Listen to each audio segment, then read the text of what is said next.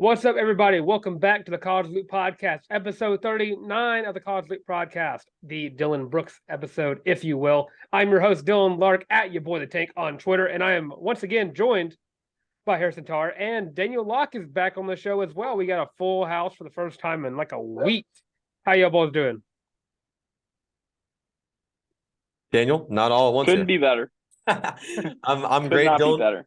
and I'm really stoked. We got a super fun interview with Auburn walk-on wide receiver Jake Kruse, friend of the program now and friend of Daniel Locke for a long period of time.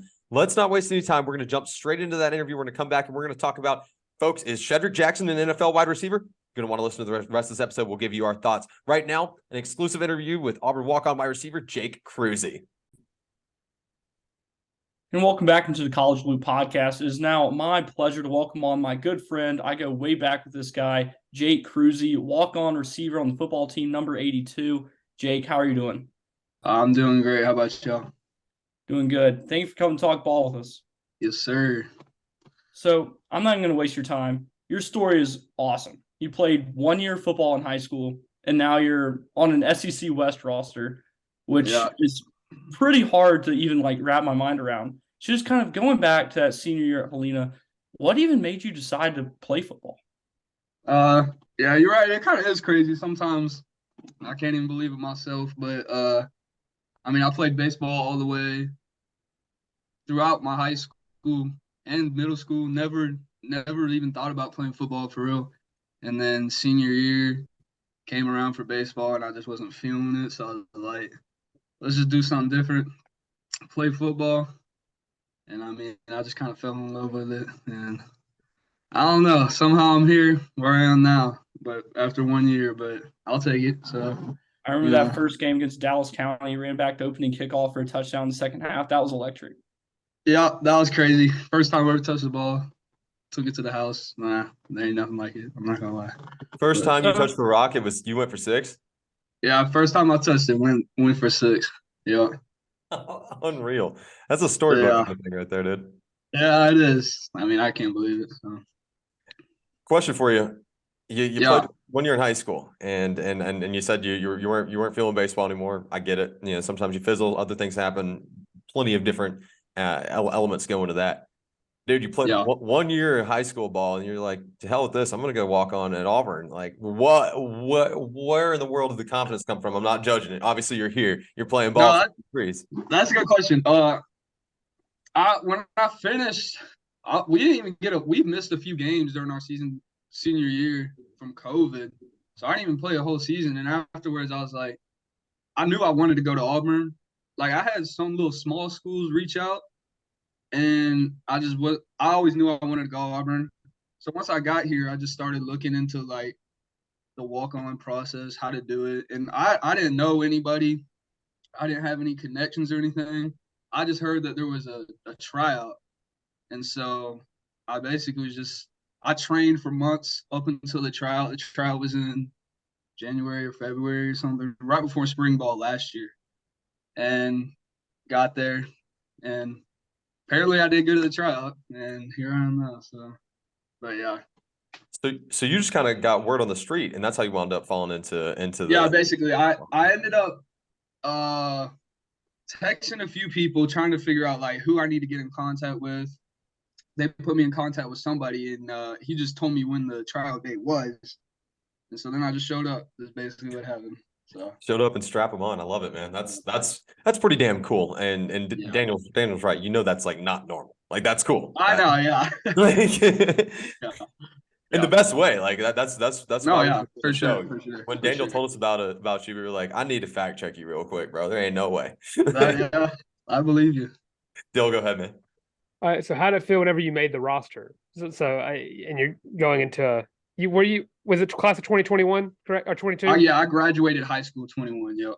So how did it feel as making the team for one thing, and then also counterpoint having to get right with a new coach? Yeah. Okay. So, after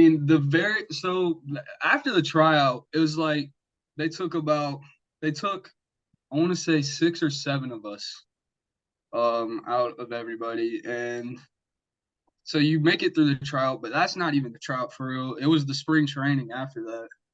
is the tryout, because they cut people through that. So like right now there's only 4 of us that made it through then.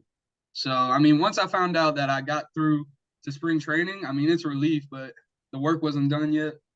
I knew I had to grind during spring training, and I guess I did good enough because here we are.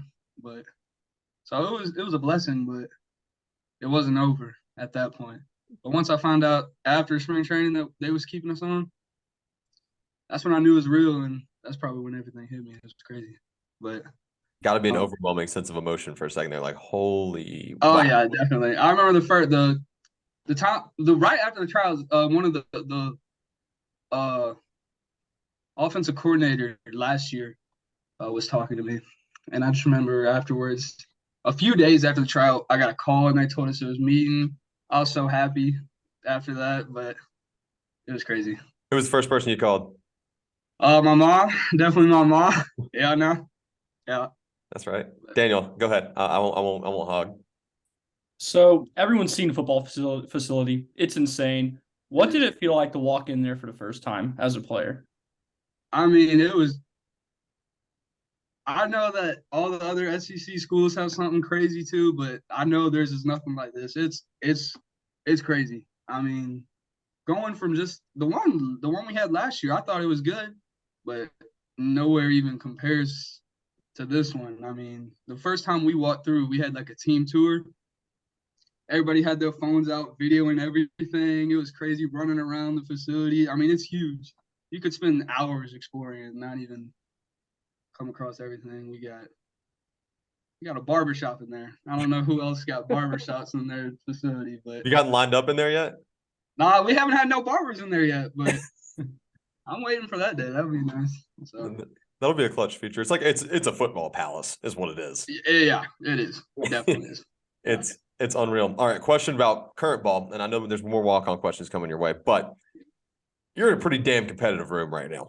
And that wide receiver room is, let's call a spade here. It's something that everyone's pretty laser focused on this year. You've got a lot of open opportunities, people throwing names around, other names not going to be present.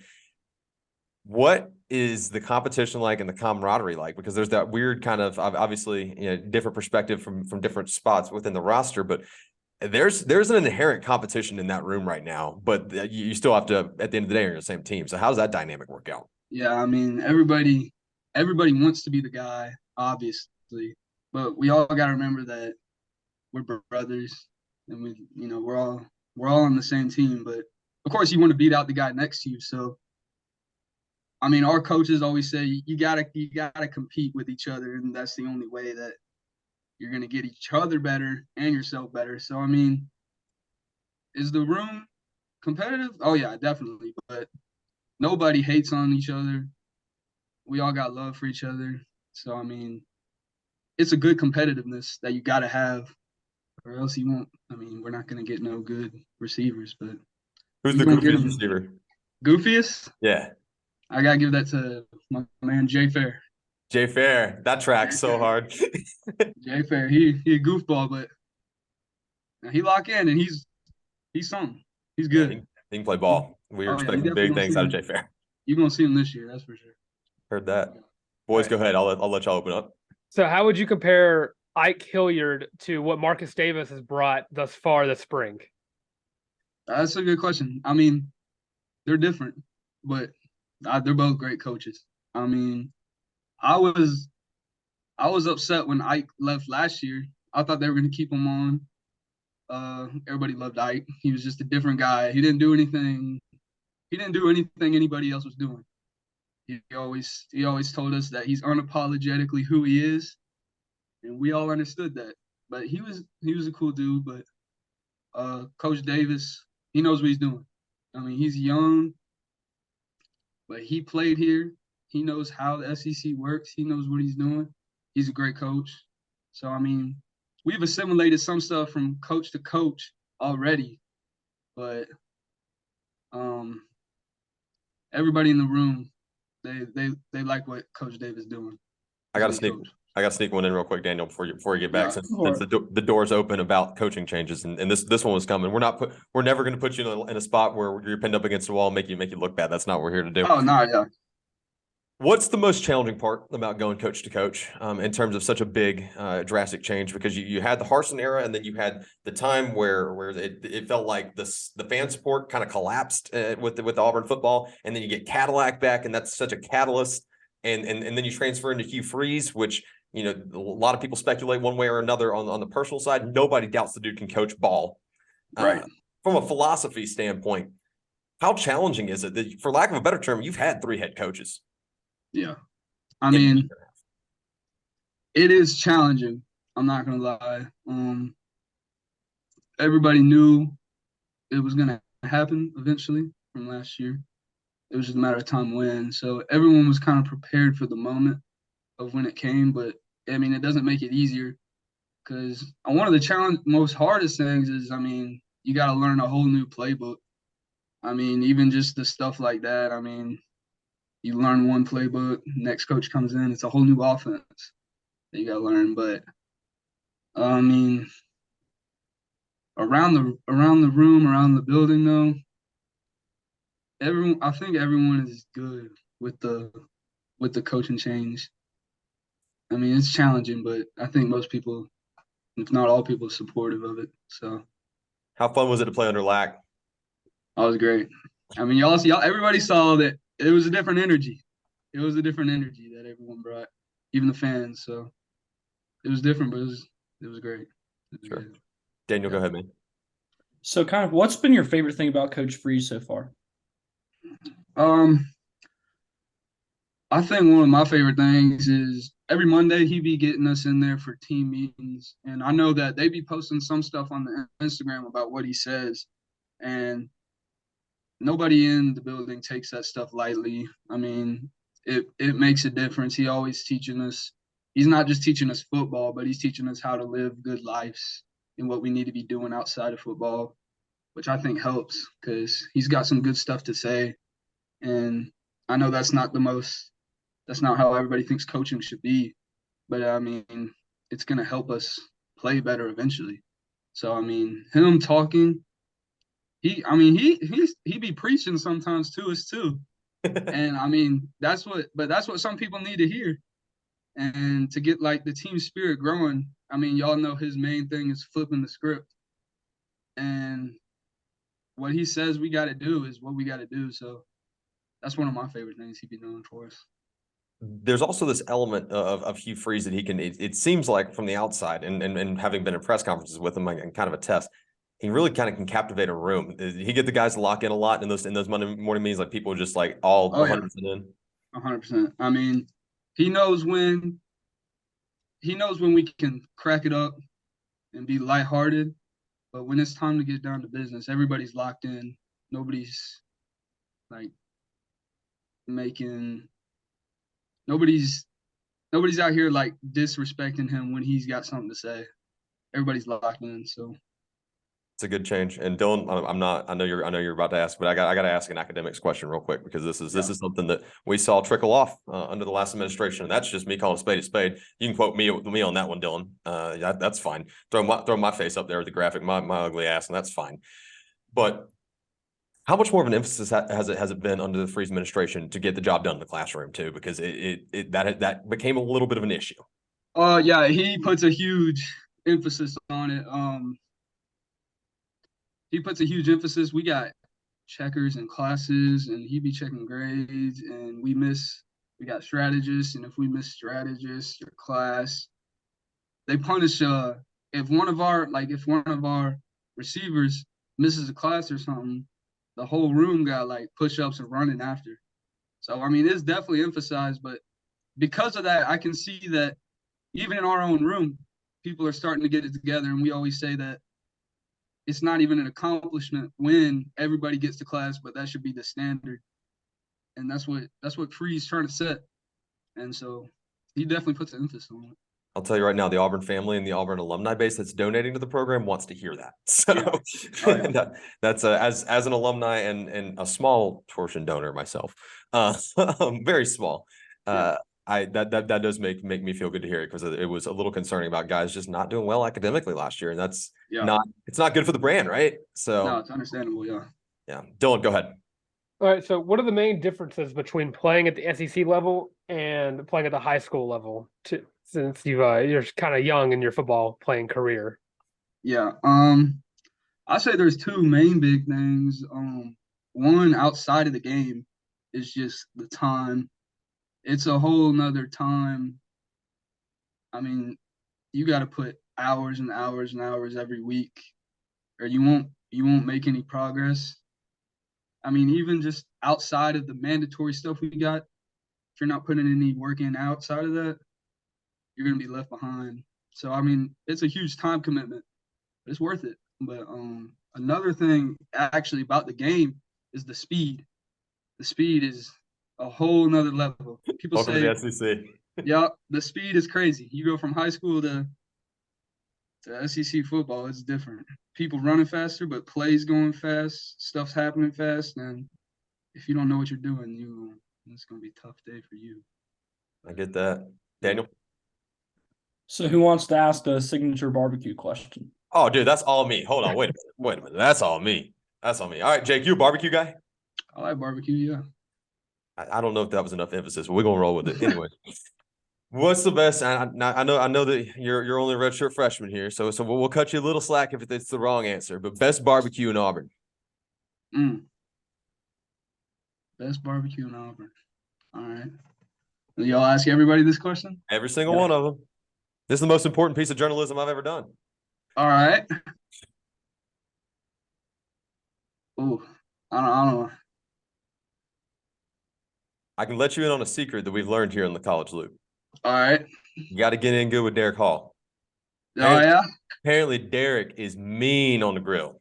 Derek a country boy. He knows all about that. If I had to pick a place, I don't know if y'all ever eaten bow and arrow. Yeah, dude. Bow and arrow. I like bow and arrow. That place is good right there. That's a damn good answer. That's a completely acceptable answer. Oh yeah. We're fishing for a barbecue sponsorship here on this podcast, just because I really just want to be able to eat free barbecue. That's really all. Yeah. Is that too much to ask? No. All right. We talked about the funniest dude in the wide receiver room. Who's the funniest dude on that roster last year? Last year? Or that you played with, that you got to know, even if that was in the recruiting process at Auburn or when you were getting familiar with the program. Funniest dude you played with in the orange and blue? I mean, Jake Ferris still got to be the funniest dude. I mean, I'm not gonna lie. If y'all just came and this man is different, but he's funny.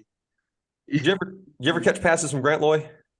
I did not. No, I was not here for that. We've heard that Grant. I can't remember how long Grant was. 2 years ago. I'm dating myself. I think it was a year right before me. Yeah, I'm dating myself now. It's okay, but yeah, we've heard he was a goofball. Apparently, Coach Brahms was a nut. Nick Brahms was hilarious. Chapman apparently. Oscar is funny. Oscar's a funny guy. To quote Owen Papo, Oscar Chapman, and I quote, says stuff that Owen Papo can't even say on the radio. Yeah, probably. That's probably true. Oscar's a funny guy. He's always doing something. He's always the jokester. Well, our strength coach called him that a few weeks ago. Called him always making jokes. So heard that, man. Well, we really appreciate you taking your time out of your day, Jake. And I know that you're busy. Dylan, did you have anything else that you wanted to add? All good. We good? Yeah, we really appreciate it, man. Friend of the program now. Welcome to come hop on, talk ball. It's always we love having walk-ons on because you guys get a completely different perspective than scholarship guys, and I don't mean that in a degrading way. It's really cool to hear y'all's stories. Like I said, when Daniel was trying to explain to me how he had a buddy that played 1 year in high school and walked on to the football team at Auburn, I looked at him, I was like, yeah, okay. And it's really cool to get to talk to you about your story, and we appreciate your analysis of everything going on. I'm sure we'll talk to you maybe at the end of spring ball, maybe this summer. We'll get together and talk, and hopefully we can do it in person next time. For sure. And hang out and maybe get some of that Derek Hall barbecue, man. See if we can try to get that going. But we really appreciate it. It's been a pleasure. And Dylan, we're going to throw it back to ourselves. So I'll let you go ahead and do your little editor magic here. Yes, big thank you to Jake for coming on the show, friend of the program, friend of Bow and Arrow, friend of barbecue, all of the fun things that we look for in a quality athlete here at the College Loop. Ton of fun. We're going to keep talking football. We teased it at the top. Guys, I'm going to go ahead and say it. Dylan's going to give us the rundown on what Shedrick Jackson accomplished at Auburn's Pro Day real quick. I know he's got the numbers in front of him. And while he reads these numbers out, Daniel, let's think about today's question. Is Shedrick Jackson an NFL wide receiver? Dylan, give me his Pro Day combine stats. All right. So he had a vertical jump of 38.5 inches. Broad jump of, this one is different than what I read earlier, but 11 feet, 2 inches. Bench 13, and he ran a 4.25 40. That's where it really stuck out, guys. And he quickly captured the audience of everyone for Auburn's Pro Day, which was a little bit of a dark horse surprise. And kind of a really big showing for Shedrick Jackson that's got the right frame that someone, Daniel, we talked about, Dylan and I talked about this on the Auburn Daily Show earlier today. I want to get your thoughts. Shedrick Jackson, I feel confident that he's going to get the opportunity to participate in a preseason roster and a at least for a couple of years, practice squad, if nothing else, maybe get a shot in the preseason at the National Football League level. What are your thoughts? Yeah. After that 40, I definitely think that he's shown that he has the speed. His hands are good. I would say his hands are good. And the build's there. So you have the ingredients for a base level NFL wide receiver. So I'm with you. I think that he will get a shot. Here's my thoughts, Dylan. I know you're going to chime in here in a second because I think you're a little more critical of Shed than a lot of people. Here's my thoughts. I think that someone's going to look at Shedrick Jackson, and his numbers at Auburn were not flashy. His 5-year, half decade, as you mentioned earlier, Dylan, at Auburn was, I don't want to say forgettable because he kind of was. I'm kind of with Daniel. He's kind of old, reliable. You could count on him for a 13, 14-yard dump off. Not a real deep ball threat. But I think that he's got the frame and the skill set that some NFL coach, wide receivers coach, offensive coordinator is going to look and say, I can fix him. I'm not saying he's broken. That's not necessarily what I'm saying. But I think that they could look and say, this kid could be a prototype that if we can stash away on a practice squad roster, who knows? Yeah, I have a tendency to be a little more critical of him, and it's because I'm critical of every player, especially people that come in hyped up. You know, he has some DNA that runs deep at Auburn. His uncle has a statue and a trophy and a lot of other things at the school. But here's the thing. You call him reliable. He was good for 1 or 2 catches a game, but he's also good for 1 or 2 drops a game. His hands were really inconsistent. That's probably why he was never the focal point wide receiver, except for a weird season in 2021 where he put up 527 yards and his lone touchdown in his 5-year career. He only saw the end zone once, ever. Wait, is that a fact? Yes. Yeah, Shedrick Jackson only scored 1 career touchdown at Auburn.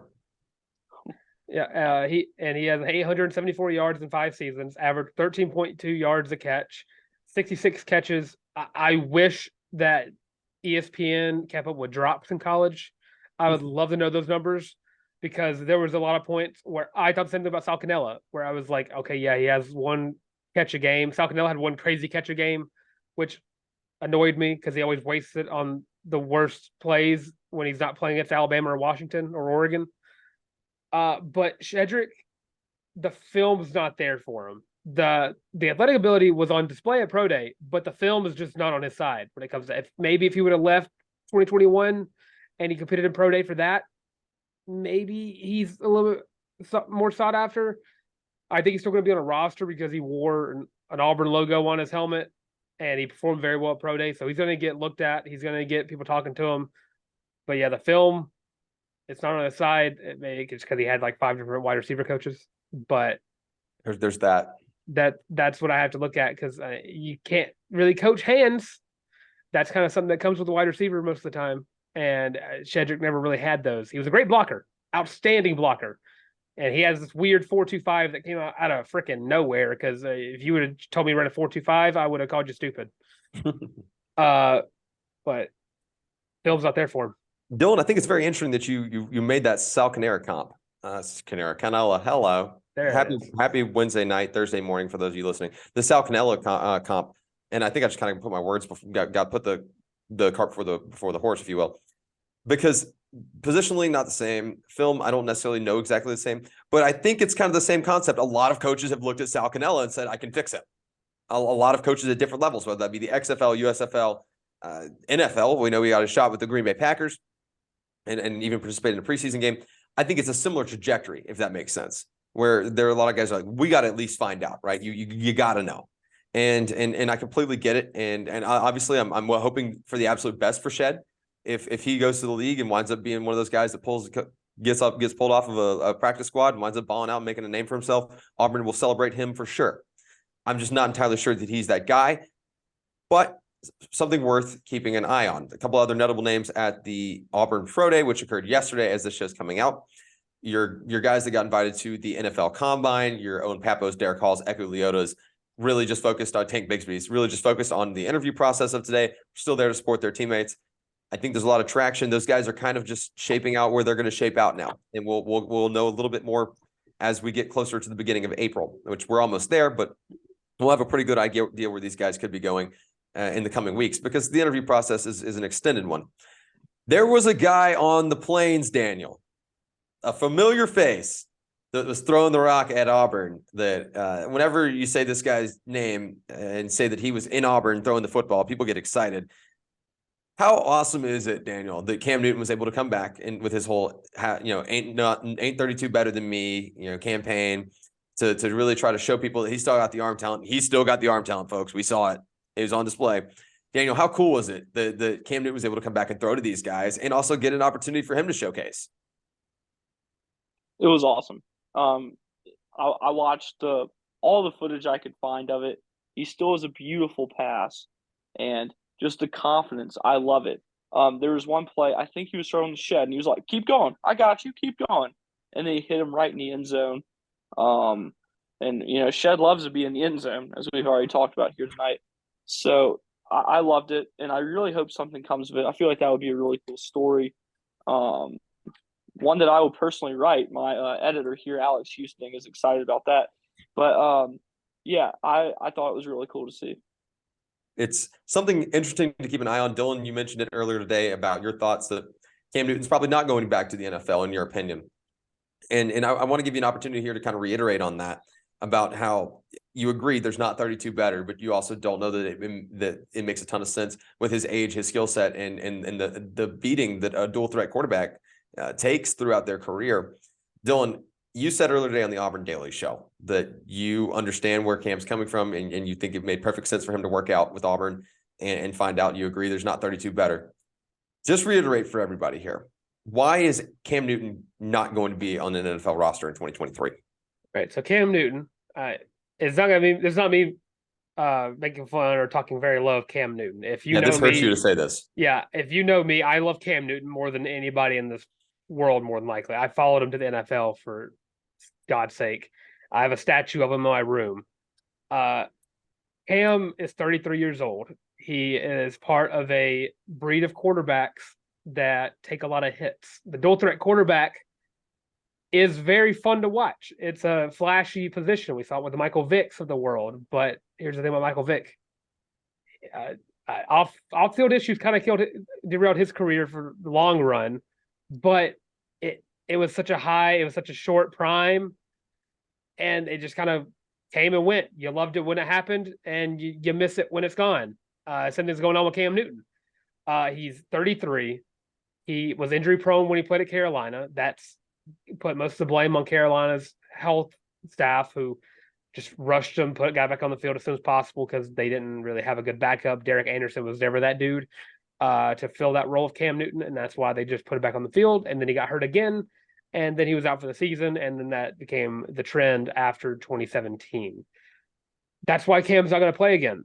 He might, if he takes up a role for like a XFL, USFL, why not? That's you getting back on the field. That's you playing football again. And it's not like he doesn't really need the paycheck. He just wants to play the game. But I look at it, I look at all 32 teams. I can find several teams. Las Vegas is one I made fun of earlier. They are a team that I think are in desperate need of a quarterback because Jimmy Garoppolo is not that guy. Houston, another team like that. You got Tampa Bay, which would absolutely kill me to see him in a Tampa Bay Buccaneers jersey. But Same. yeah, it hurts me more than it hurts you, Daniel. Believe me, it hurts me way more. But I'm sure. but there's no one's going to sign an injury-prone quarterback who's hitting 35. A lot of quarterbacks don't make it to 35. You don't have these weirdos like your Tom Brady's, your Ben Roethlisberger's, who Aaron Rodgers. Aaron Rodgers. I bring up Ben Roethlisberger because a lot of Steelers fans didn't want him to play till he was 35. They wanted him gone. There it is. Before he was probably around 32. It's me. Hi, I'm the problem. It's me. That's just the case. You want to see Cam Newton succeed. I still think he put up Hall of Fame numbers, and I think the back half of his career really hurt his chances of getting in. And he knows that. He wants to get in. He thinks he's deserving of the Hall of Fame. I mean, he carried a team, not just Auburn to a championship, but he carried a pretty mediocre Carolina offense to the Super Bowl. And whether or not that Super Bowl might have been rigged for Peyton Manning to go out on top, we'll never know for sure. But that's just the case with Cam Newton. He won't be on an NFL roster unless someone just wants to pick up another flashy free agent pickup that Carolina did 2 years ago. I think you hit the nail on the head here. As far as football news, that's where we're at for today, guys. I'm gonna keep moving because I know Daniel's got to hop on another show today. WWEGL. Yeah. Awesome. Great. Go check out WWEGL, by the way. Great podcast. Ton of fun.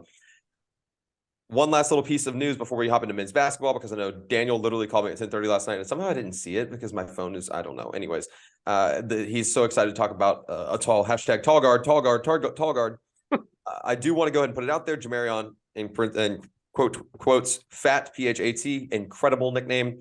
Fat Burnett will be committing on Friday. We will make sure that if he commits to Auburn, Dylan and I will hit a little react to his commitment to Auburn. It sounds like it's between the Tigers and FSU. So we'll see how that shakes out. Get ready for a Cruton Sunday. The Tigers are hitting the trail hard. Dylan and I need to get behind the mic and talk some Cruton. We actually need to hop on FaceTime and talk some Cruton so we can both get back on the same page, because we were rolling for a while there and we really need to get back into it. But we're getting excited to talk hashtag Cruton Sundays. So let's go over to the hardwood real quick. No men's basketball is done for the year. And we're now looking forward to 23-24. Auburn men's basketball, rather. We will give you guys an update as to where everybody stands on the Sunday show for the March Madness bracket challenge. That is still very much in effect. You can still win free tickets to 8A and a really, really dope Auburn hat. So don't worry, we're not taking that away. But Daniel, I'm going to go ahead and let you open this up about some transfer targets that you're very, very excited about. Let's start with Denver Jones out of FIU. Oh, yes. So I'm very, very high on Denver Jones. Ever since he was a JUCO product, I really liked his shot. I've liked his frame. And last year for the Panthers, FIU Panthers, that is, he put up 20.1 points per game, 3.8 rebounds, 2 assists, shot 47.8% from the field, 37.1% from three, and 84.5% from the line. Those numbers are music to my ears, and I haven't even gotten to the best part about this guy. He is 6'4". Yes, you heard me right. Tall guard. 6'4" guard. That is 6 inches taller than Wendell Green Jr. That is 5 inches taller than KD Johnson. I love those guys. Don't get me wrong, but there's just something about seeing a guy who's 5'10", 5'11", my height. Daniel standing here. For those of you listening to the audio version, Daniel just stood up to give some scale. Like, I just seeing someone my height try to drive the lane on someone Janai Broom's height. I can't imagine that ever went well in practice. So it obviously didn't go well in games because we're not playing anymore. Yeah. So, yes, tall guards are the way to go. I'm sorry, Coach. I'm sorry, Bruce. I know you love your small guards, but this is the way the game's going. And I think that we know that with the addition of the class of 24, Aiden Holloway, and things of that nature. We know that it's headed in that direction. Philon. Yeah, LeBaron Philon. Guys like that. Man, that 24 class, man. Holy hell. Anyways, that's another story for another time. And when we get into the down season and the dog days of summer, when we don't have live games going on, I just want y'all to know that I will have an episode dedicated to just praising this 24 class. Dylan, opportunity here to talk a little bit about Jaquan Walton out of Wichita State, 6'7", 206.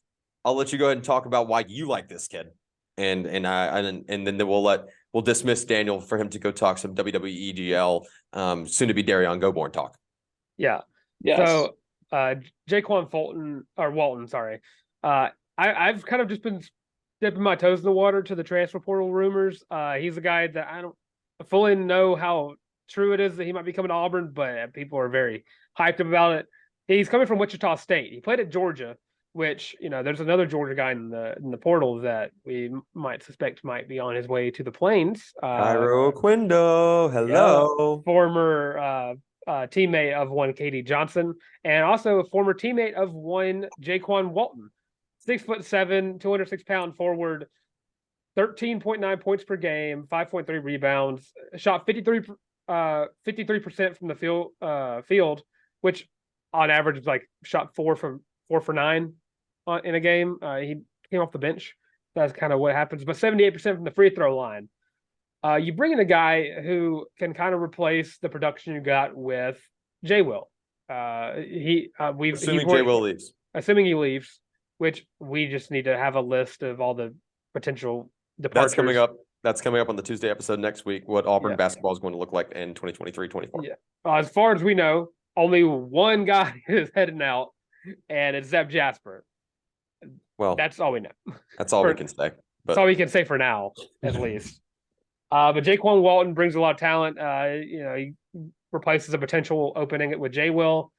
And don't let the minutes or the points per game fool you. I mean, Auburn had plenty of success bringing their transfers who didn't start on their respective first teams.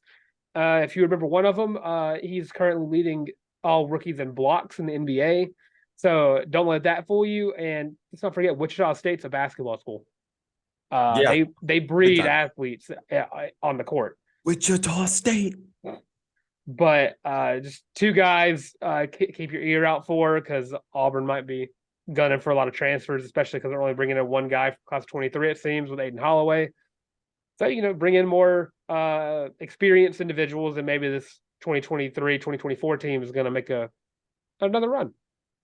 Don't disagree. Daniel, I'm going to give you an opportunity before you go over to WWEGL to go ahead and give us your prediction for Auburn softball before we get to that here in just a moment, and then tell everybody where to find you, love you, listen to you.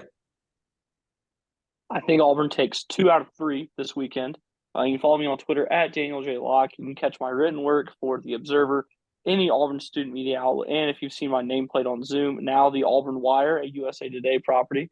That one's brand new, so you can go check out what I've written so far. Mainly doing recruiting there, so it's been a good time.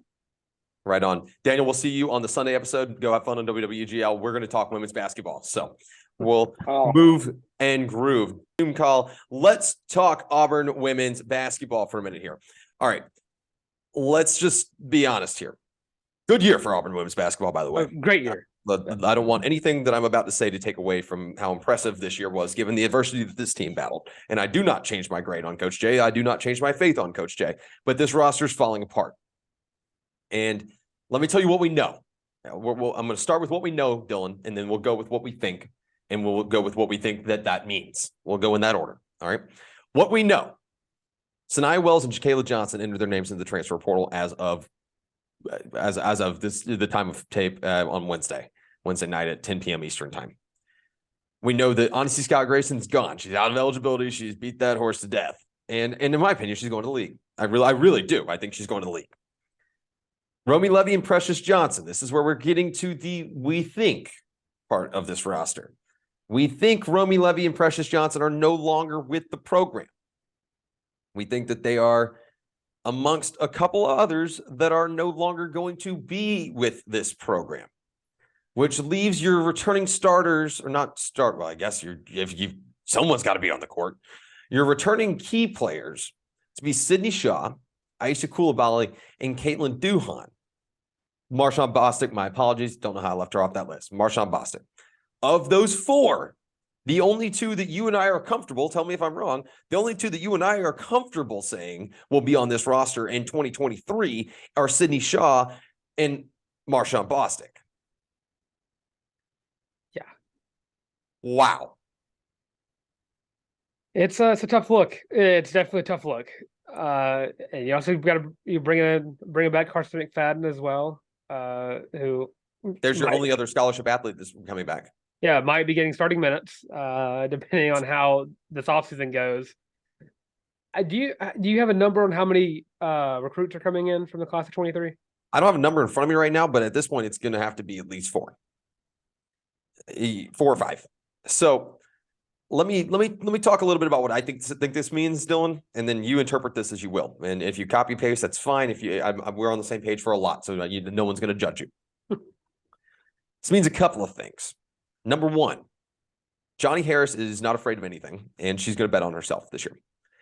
We know from sources close to the program that there were some attitude issues within the roster this year. I'm not necessarily going to name names. There's no need to. I just named the list of the young ladies that will be on this that won't be with this team in 2023. Outside of honestly Scott Grayson, nobody's safe. So you do your own process of elimination. But I will go ahead and give protection to Sanaya Wells because I think she's just doing what's best for her. We know that there was some lack of belief in the program and what Johnny Harris's staff is doing. And that's not Coach Jay's fault. I want to put that out there. Most of these folks are not Johnny Harris recruits. As a matter of fact, the only ones I think that she's going to lose are Caitlin Duhan and Jakayla Johnson. Jakayla Johnson leaves, that whatever, it happens. Caitlin Duhan really wasn't a huge factor coming down the stretch. I thought she may have put herself in that position in the early going, shook out the way that it did, and she wasn't. I think this means that Coach Jay believes in what she can do in the transfer portal, which when you've got an offer for every single one of your scholarship athletes to have an NIL deal with On to Victory, you should feel pretty good about your chances. It means that she believes in what her recruiting trajectory looks like.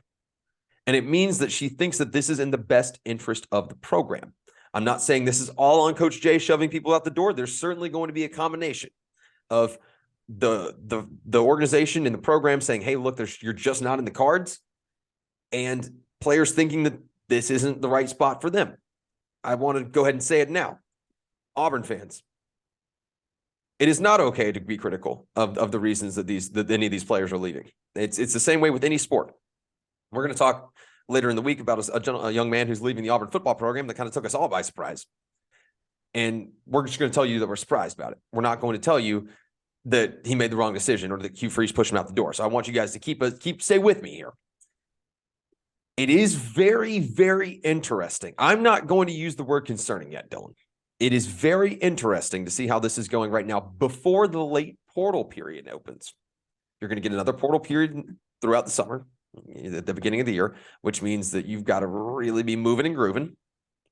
But I actually have a lot of confidence that this is in the best interest of the program. Dylan, how do you interpret this, for lack of a better term, house cleaning?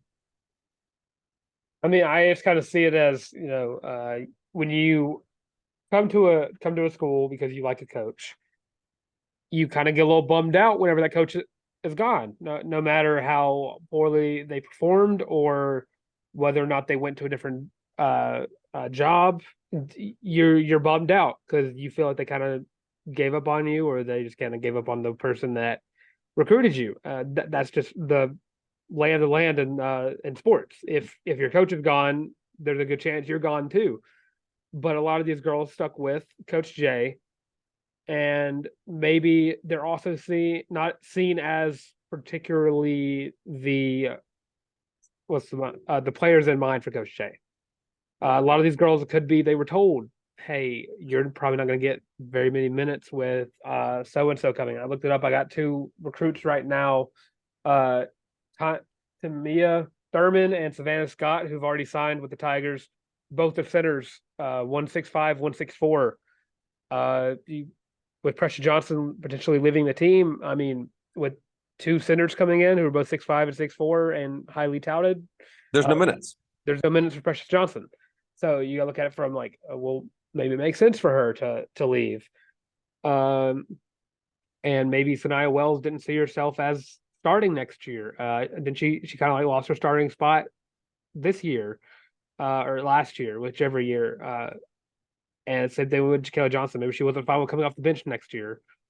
That's just how the sport goes. It's a business now. It's no longer just you're committed to a team just to play for that team. It's now I'm trying to get my name out there because I'm trying to make money with NIL, trying to get my name out there for WNBA. that's all this is nowadays. It's a business more than anything else. And that's neither, I don't want to make it sound like we're swaying it one way or the other. I'm a huge proponent of the NIL, and I actually love the way the transfer portal works. If it's in the best interest of these kids, it's in the best interest of these kids, and so be it. But it'll be interesting to see how this shakes out. I've actually got a lot of confidence in Coach Jay. It sounds like she's aware that her job's very, very safe at Auburn.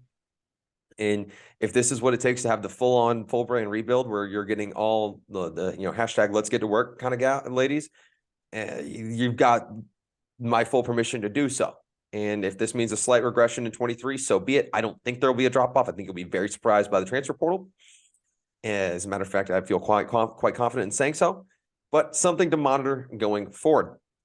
Let's talk a little more women's sports. Let's talk Auburn softball and their must-win, in my opinion, must-win series over Missouri.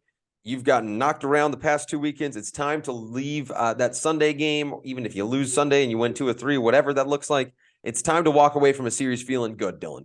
Talk to me about how Auburn does that. You win the series. That's about as much as you can really say. Win the games. But you got to get more confidence behind the plate. You got to both plates really on the mound. You kind of got raked against Oklahoma, and you gave up 2 late losses to Northwestern. You lost the first series you played to Georgia. It's just been a tough week and a half stretch for softball. You had a whole week to get ready. You didn't have to play on Friday. You don't got to play on Friday. You get Friday off. You get to play Saturday, Sunday, Monday. You go into this. Missouri's not the best team in the SEC. They're far from it. You look at it as, you don't want to say a tune-up game, but get right series is what this is. Confidence builder. Confidence builder. Use this. Get Nelia Peralta hitting balls over the fence on the first pitch. Get that happening more. It's happened a lot. Get Bree Ellis back hitting the Bree bombs. We haven't seen one of those in a hot minute, it feels like. And you need Penta, you need Lowe, you need Wildra. You know, all those girls. Wildra, sorry. The Annabelle. Sneaky L in the name. You need all those girls back feeling confident in themselves. Maddie Penta just went on a stretch where she went from 11-0 as a pitcher to 11-3. You got to get some wins back.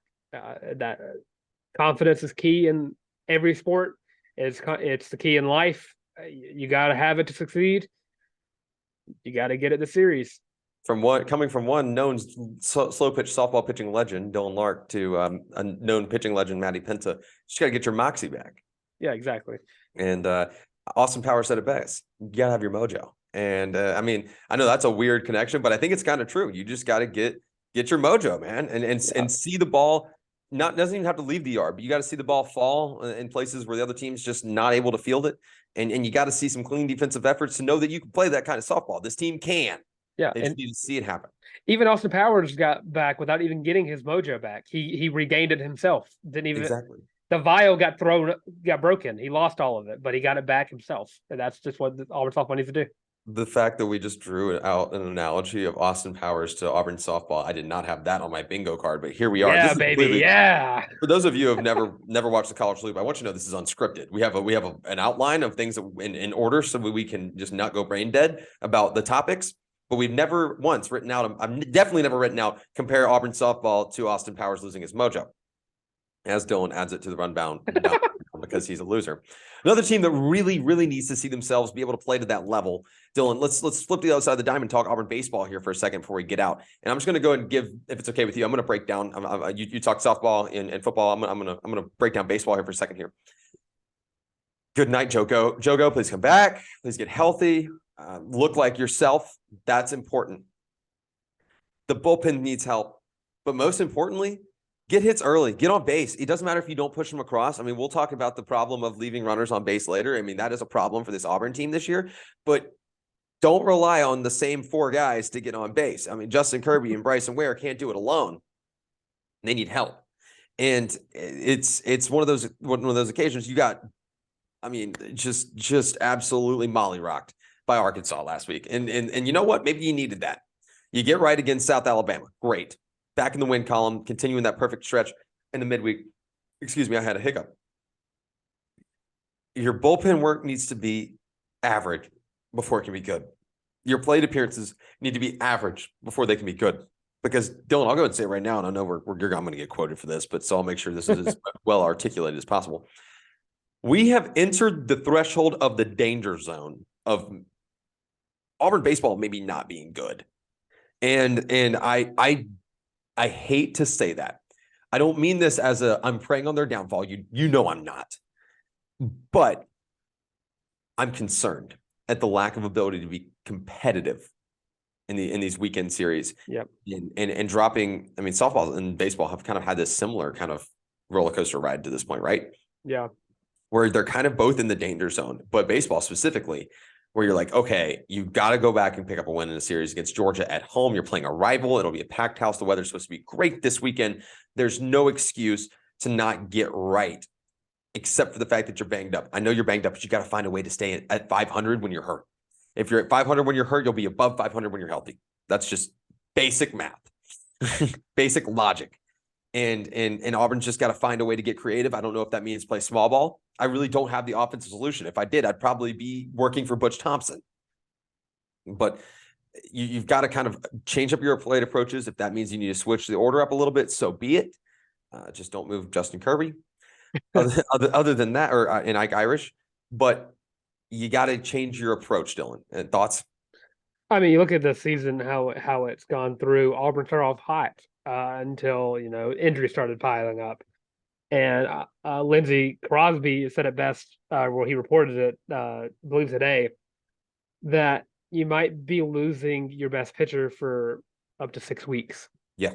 And looking at it from that point of view, you've Tommy Vale, who's been probably the best pitcher we've seen this season outside of Jogo. And Tommy Vale and Connor Copeland are your only other options. And it's been because Joe has been unable to go, if you will. Right. You got to look to those guys. You got to look to Vale. You got to hopefully you get Ike Irish put a little bit more air on that ball, but he's a line drive hitter because Auburn needs some runs. Pop. Yeah, they need something going for them. Last year, whenever the pitching rotation wasn't playing so hot, you still had Sonny DeShera at the plate, cranking 90s over the fence. That they got to say the softball hasn't been dealing with as many injuries as baseball has. Thank the Lord for that. It's the same thing though. They got to find their mojo in the same sense that softball needs to regain their mojo. Sure. It's of that same thing because baseball doesn't really have an identity right now without Joseph Gonzalez. Perfect. And baseball is all about having identity. Perfect way to sum it up. They have a 3-game set, like I mentioned, with UGA. So the Deep South's oldest rivalry baseball version. If you're in Auburn, go watch some baseball this weekend. It's going to be beautiful. So make sure you enjoy the weather. It's going to actually be nice during the day. It might be cold in the night game, but it's actually going to be nice on Saturday, Sunday. But barring this rain holds off, that may or may not be coming through the southeast. It keeps trying to change its mind. Very busy weekend on the plains, just like it always is in the spring. With basketball not being here, though, you got some free time, and I know you'll be watching March Madness. We'll make sure we update everybody that's competing in the March Madness Bracket Challenge on Sunday. We'll tell everybody where they stand and start reaching out to people that look like they may wind up winning this thing, man. We got some people with a lot of points left on the board. We've got some smart cookies. What is the Full Moon Smart Cookie Challenge? We've got some smart cookies on the College Loop Bracket Challenge. I'm Harrison Tarr, @Harrison Tarr on Twitter. You can find all of my written work at the Auburn Daily. That's at theauburndaily.com. I've got a lot of football content coming out soon. Women's athletics always there. NFL draft analysis coming up, and Dylan and I are getting on the Cruton Trail this week, right here on the College Loop. That's every Tuesday, Thursday, and Sunday. We also are going to be talking a little Cruton next week, more than likely. I don't know. I'm just taking an educated guess here on the Auburn Daily Show. You can catch me on the Auburn Daily Show every Wednesday and Friday. Wednesday with Dylan Larck, Friday with Lindsey Crosby. If you're watching the YouTube version, make sure you like, subscribe, ring the bell, put in the comments. Let us know how you think Auburn baseball or Auburn softball can get back into that rhythm that they need to be in. If you're Butch Thompson, if you're Mickey Dean, what are you telling your guys and gals? And how does Auburn get right? Until then, thank you guys so much for listening to the College Loop. I'm going to let Dylan Larck do his little shtick and tell you guys that we don't have a certain social media platform as Maya makes a cameo appearance. Hello, Maya. Good. What a good girl. Dylan, take us home. All right. Well, there goes Maya. She got her little 5 seconds of fame. But yeah, I'm Dylan Larck at your boy the Tank on Twitter. That is at YABOI the Tank. Also catch me on the Auburn Daily Show every Monday and Wednesday. Monday with Lance Daw. Catch the last episode where we previewed Auburn Pro-Day, and then catch my Wednesday episode with Harrison Tarr where we reviewed Auburn Pro-Day. Just watch them back to back. You can watch me be wrong about a lot of players. But also College Loop. Remember, it comes out every Tuesday, Thursday, and Friday, and we are literally everywhere if you want to follow us. We are on Spotify, Apple Music, or Apple Podcasts. Sorry, we're not Apple Music quite yet. We're still finding that a musical ability. Wait till we drop the Podcasts, album, though. It's going to go crazy. Amazon Music, and social medias. You can find us on YouTube. Make sure to like, comment, and subscribe again. You got Twitter, TikTok, Instagram, and Facebook, but sadly, we have no MySpace quite yet. And we don't have a Snapchat. What the heck? And we don't have Snapchat either. Don't Imagine. don't add to the bit. Just imagine. But all that being said, it's been the College Loop Podcast.